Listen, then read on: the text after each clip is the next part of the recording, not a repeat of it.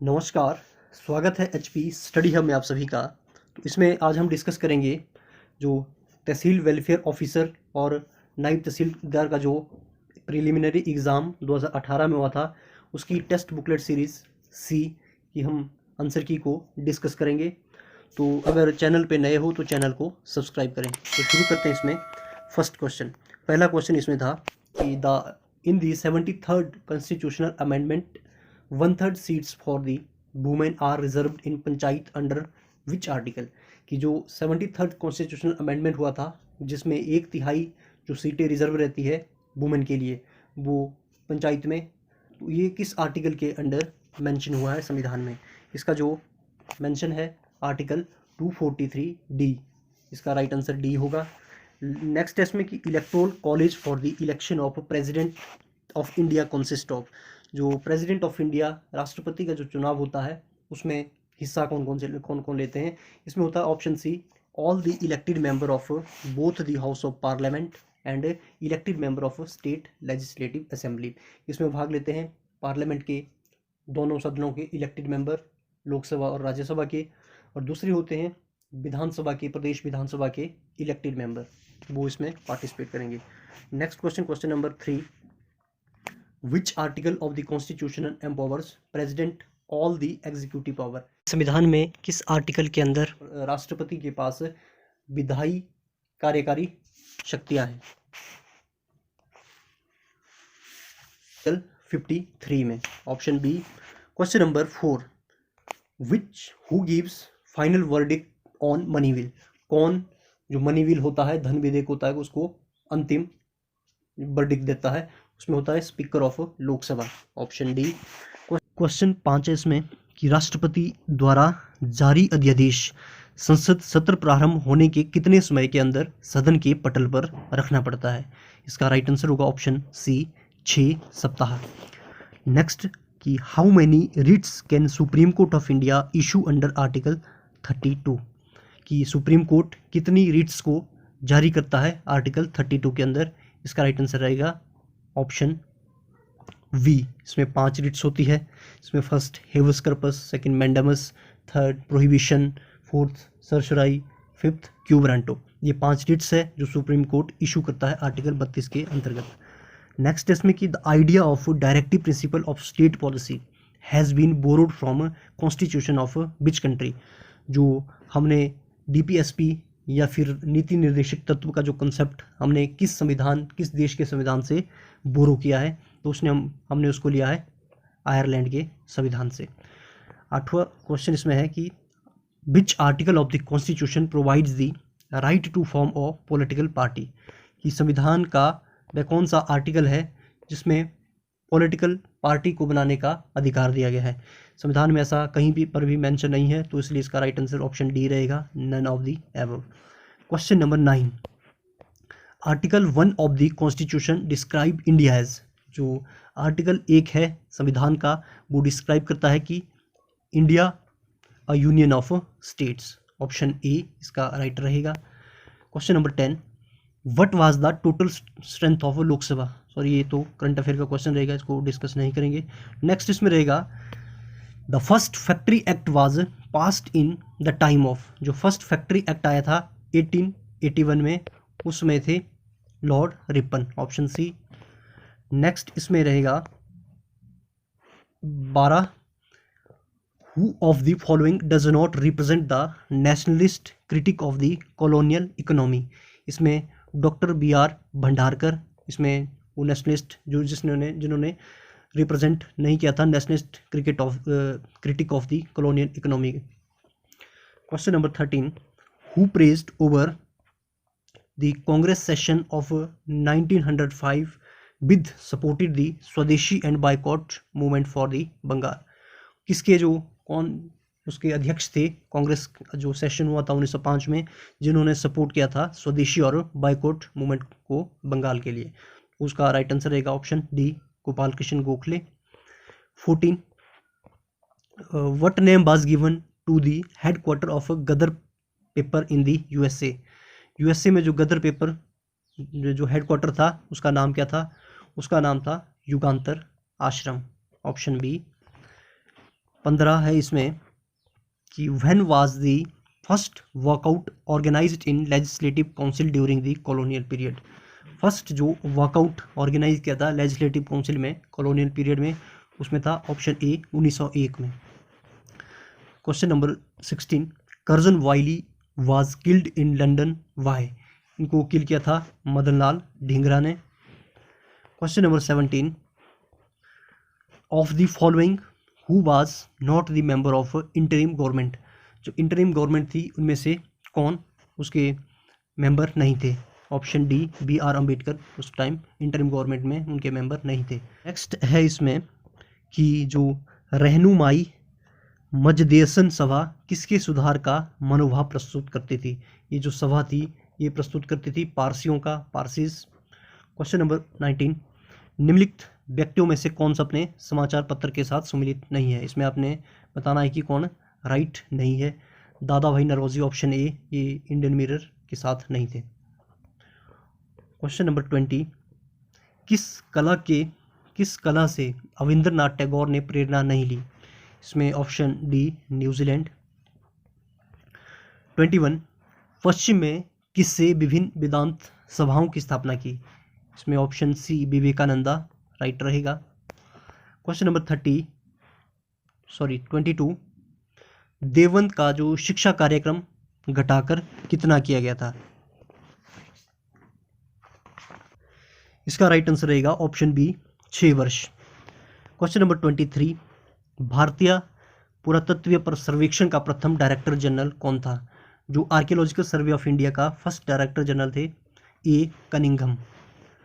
Question number 24, इसमें पूछा गया था which of the following open a coeducation school in Moga Punjab in 1899 for the improving position of women. मतलब किस संस्था ने 1899 में मुगा में एक को एजुकेशन स्कूल खोला था जिसने इम्प्रूव करनी थी पोजीशन वुमेन की। उसका नाम था the Dev Samaj option D. Question number 25, the first book written by Mahatma Gandhi. Mahatma Gandhi के द्वारा फर्स्ट बुक लिखी गई थी द हिंद स्वराज।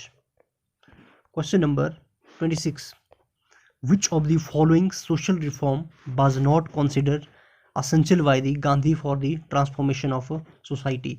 इनमें से गांधी जी ने समाज परिवर्तन के लिए निम्न में से कौन सा सुधार पर विचार करना आवश्यक नहीं समझा। इसमें इसका राइट आंसर रहेगा ऑप्शन बी, वर्ण व्यवस्था पर इन्होंने ज़्यादा जो विचार या सुधार करना उचित नहीं समझा था, इसीलिए ऑप्शन बी इसका रहेगा एवोल्यूशन ऑफ वर्ण system. Question number 27, the Dandi March was started by Gandhi on. जो दांडी मार्च स्टार्ट किया था गांधी जी ने कब किया था। ऑप्शन डी 12 मार्च 1930 को। नेक्स्ट हम इसमें देखेंगे क्वेश्चन नंबर 28 कि in which special session of the Congress Gandhi represented for approval his idea of satyagraha against the government. कि कांग्रेस के किस विशेष अधिवेशन में गांधी ने सरकार के विरुद्ध अपने सत्याग्रह के विचार की स्वीकृति के लिए प्रस्तुत किया था। इसका जो राइट आंसर रहता है कलकत्ता 1920। कलकत्ता का जो 1920 का सेशन था इन्होंने इसमें किए थे। क्वेश्चन 29, इसमें पूछा गया कि when did Gandhi realise that his struggle in India was not based on the violence of brave. कि गांधी जी को कब यह अनुभूति हुई कि उसका भारत में संघर्ष बहादुर की अहिंसा पर आधारित नहीं था। इसका जो right answer 1947। Question number 30, which is not the feature of Gandhi's theory of ट्रस्टशिप। इसमें से पूछा गया कि गांधी के न्यासता के या फिर ट्रस्टशिप के सिद्धांत में कौन सी विशेषता नहीं है। इसमें जो ऑप्शन डी सरकार को व्यक्तियों के जीवन का स्वामी बनाना, ये उनकी जो ट्रस्टशिप काउंसिल की विशेषता नहीं थी। नेक्स्ट इसमें पूछा गया 31, which of the following rates is not determined by RBI. इनमें से कौन सी रेट जो आरबीआई डिटरमाइन नहीं करती है वो है option C PLR। Next question कि who is known as the father of white revolution in India.